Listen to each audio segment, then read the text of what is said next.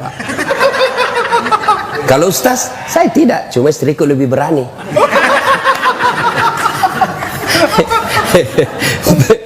Saya ketemu sama orang Medan. Orang Medan kan keras juga suaranya Pak. Kita orang Sulawesi juga keras suara. Sama Pak, sama keras suaranya. Cuma bedanya orang Medan takut sama istrinya. Terus orang Sulawesi, istrinya lebih berani. Ya Bapak, saudara-saudara sekalian, bersedekahlah. Di akhirat kelak, Nabi pernah ceritakan Ibu, di depan pintu sorga ada 4 manusia bertengkar masing-masing mau masuk sorga. Siapa? Dipanggil orang pertama. Kata malaikat, maju. Kenapa kau mau masuk nomor 1 ke dalam sorga? Ya malaikat, saya waktu hidup saya haji mabrur. Katanya haji mabrur nomor 1 masuk sorga. Katanya sih. Siapa kasih tahu kau? Ustadz. Wah, kalau begitu kau tidak boleh dahului ustadzmu. Dosa kau. Mundur orang kaya. Panggil orang kedua. Kamu, kenapa masuk nomor 1? Jibril, saya dulu mati syahid membela agama Allah.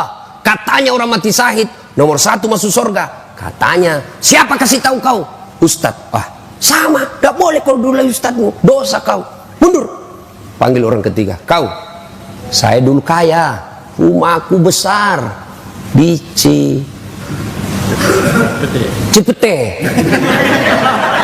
Cipete 1 nomor 88. Saya bikin pengajian undang Ustadz Dasat. Katanya orang kaya yang pemurah nomor 1 masuk surga. Katanya. Siapa kasih tahu kau? Ustadz. Mundur. Tidak boleh kau dahulu ustadzmu. Panggil orang keempat. Kamu, kenapa masuk nomor 1? Saya lah ustadz yang dicerita ini tadi 3. Oh kau, saya lah Dasat Latif. Kau sudah. Saya yang kasih tahu mereka ini. Wah, kalau gitu kau masuk surga. Masuklah surga ini ustadz. Tinggal beberapa langkah masuk surga, tiba-tiba dia berkata, wahai malaikat, betul saya dakwai mereka, betul saya memberitahu mereka, saya bisa jadi ustadz karena ada orang kaya kasih saya duit beli buku. Saya jadi ustadz karena ada orang kaya bangun masjid tempat saya dakwah. Saya jadi ustadz karena ada orang kaya bangun sekolah tempat saya nuntut ilmu. Nih, saya jadi ustadz, jasa-jasanya nih orang kaya nih. Saya malu mendahului dia. Dia banyak betul partisipasinya dalam hidup saya. Ya Jibril, sampaikan kepada Allah, saya tidak mau mendahului orang kaya yang pemurah ini. Akhirnya Allah hadiahkan kalian orang kaya yang pemurah nomor 1 dulu masuk ke dalam surga. Orang kaya yang pemurah. Tapi orang kaya yang pelit nomor 1 juga. Kemana? Ke neraka. Terserah ibu-ibu mau pilih jalur mana.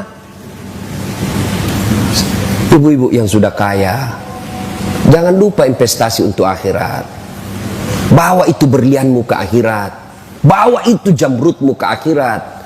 Jangan cuma pakai di dunia. Gimana caranya? Kirim sebelum ibu wafat.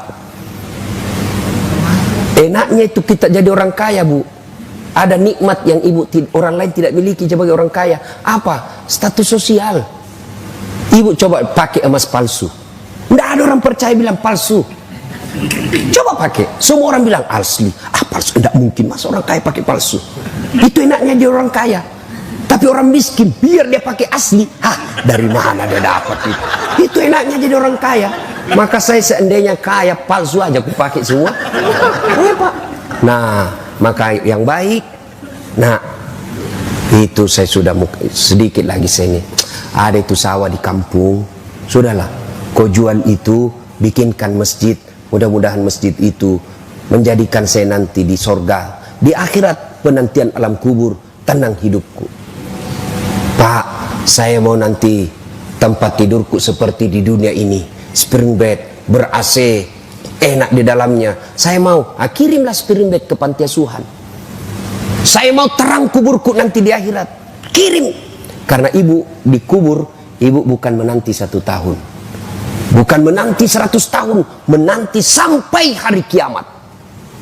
Dan ibu kalau meninggal, siapa yang kuasai hartanya ibu? Ibu kalau meninggal, siapa? Istri kedua. Maka waktu ibu meninggal, menangislah suami. Diambillah cincinnya. Sayangku, inilah pemberianku untuk kunikahi kau. Diambil lagi gelangnya. Sayangku, ini hadiah ulang tahun. diambil semua. Sudah itu 3 bulan menikah, maka dia kasihlah istrinya yang baru. Sayang, ini cincin paling disenangi istriku yang dulu. Ibu sudah dikubur, suami enreyen dengan istri baru. Maka lebih baik ibu bersedekah. Sedekah ibu, sedekah, ya, sedekah. Maka ibu akan menikmati dunia akhirat. Tidak betul juga kalau ada ustadz bilang, saya tidak setuju juga kalau ada ustadz bilang, tidak usah kau cari uang banyak-banyak, tidak bawa mati. Salah. Cari banyak-banyak, bawa mati. Gimana caranya? Kirim sebelum mati. Saya mau nanti kuburku lapang, bangun masjid yang besar, insya Allah. Ibu-ibu mau terhindar suami dari maksiat, sudah. Bagaimana? Tolak bala dengan apa? Sedekah. Sittatu tasidupul umur, kata Nabi. Ada 6 sifat membuat umurmu jadi panjang dan kau tertolak dari bencana. Satu diantaranya, kata Nabi, as-sadaqatu, bersedekahlah. Jadi kalau ibu-ibu sudah mulia, lihat gelagat-gelagat suami sudah lain-lain. Setiap terima handphone sembunyi di kamar mandi. Sudah patut dicurigai itu. Daripada ibu curhat di Facebook, curhat di WhatsApp, tidak kusangka kau begitu. Di mana di kau? Beleng-beleng. Apa mau curhat rahasia rumah tangga di medsos? Karena ada juga itu ibu-ibu begitu. Andai ku tahu kau begini, aku tidak akan menerimamu dulu. Apalagi tidak, aku sudah punya anak 2. Lebih curhat di hadapan Allah. Bangun ibu sholat tengah malam, ngadu dalam doa, minta. Doa itu bukan beli buku di toko Gramedia baru kita hafal. Bukan. Berdoa itu bukan menghafal. Doa itu curhat. Bahasa Bugisnya doa sama peletu. Daripada ibu bahasa Arab bingung malaikat. Malaikat apa maksudnya ini ibu? Aduh. Bingung lagi saya lihat ini ibu. Ibu lain di bibir, lain di hati. Menangislah dia berdoa. Iya, apa dia bilang ini ibu? Dia minta supaya suaminya setia, tapi doa yang dia baca doa minta hujan. Bingunglah malaikat. Maka ibu tidak harus bahasa Arab berdoanya, ya. Nah ibu, namanya sholat hajat. Selesai sholat hajat, tumpahkan luapan hatimu kepada Allah. Ya Allah, Engkau tempatku beribadah, dan hanya Engkau tempatku memohon. Engkau melarangku curhat kepada manusia. Engkau melarangku meminta tolong kepada selain Engkau, ya Allah. Maka aku datang memohon kepadamu, ya Allah. Kurendahkan harapanku hanya kepadamu, ya Allah. Iyyaka na'budu wa iyyaka nasta'in. Ya Allah, suamiku makin hari makin liar saya lihat, ya Allah. Tidak mungkin saya bisa menjaganya 24 jam, ya Allah. Tapi Engkau yang maha memelihara, ya Allah. Ya Allah, ini ada duitku 1 juta. Besok saya bawa ke panti asuhan. Mudah-mudahan 1 juta ini suamiku terhindar dari wanita jahat. Bismillahirrahmanirrahim. Coba amalkan itu, ibu. Coba amalkan. Jangan jadi masalah kalau suaminya juga bangun sholat tahajud. Ya, dia sudah tahu juga rumusnya, Pak. Ngadulah kepada Allah. Ya Allah, capek sudah saya lihat istri saya, ya Allah. Ngamuk aja kerjanya, ya Allah. Tiap hari ngamuk aja kerjanya, ya Allah. Kala-kala Satpol PP. Ya Allah, ini ada duit saya 1 juta, ya Allah. Saya bawa besok ke panti asuhan. Mudah-mudahan 1 juta ini istriku ikhlas saya kawin lagi, ya Allah. Bingung malaikat, yang mana dikabulkan doanya? Sedekah, Pak, sedekah. Bapak-bapak yang mulai sakit-sakitan, sedekahlah. Jangan andalkan dokter. Dokter itu hanya alternatif yang kesekian. Yang menyembuhkan manusia bukanlah dokter, tapi Allah. Bagaimana supaya Allah mengabulkan doa kita? Sedekahlah.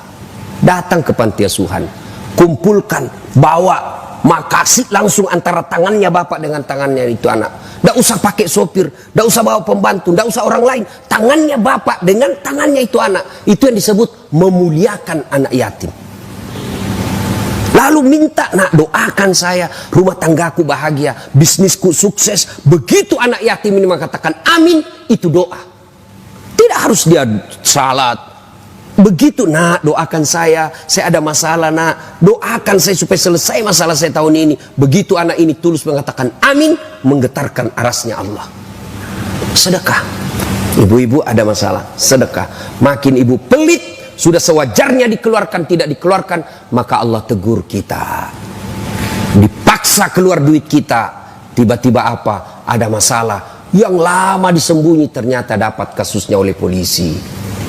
Habis hanya untuk atur damai, atur damai, atur damai, dan tidak ada damai-damainya. Ganti Kapolres, atur damai lagi. Ganti lagi, atur damai lagi. Atur damai lagi. Habis hanya untuk atur damai yang tidak pernah damai-damai. Ya, ya Pak. Tiba-tiba anak kita tanpa sepengetahuan kena narkoba. Itu Allah paksa.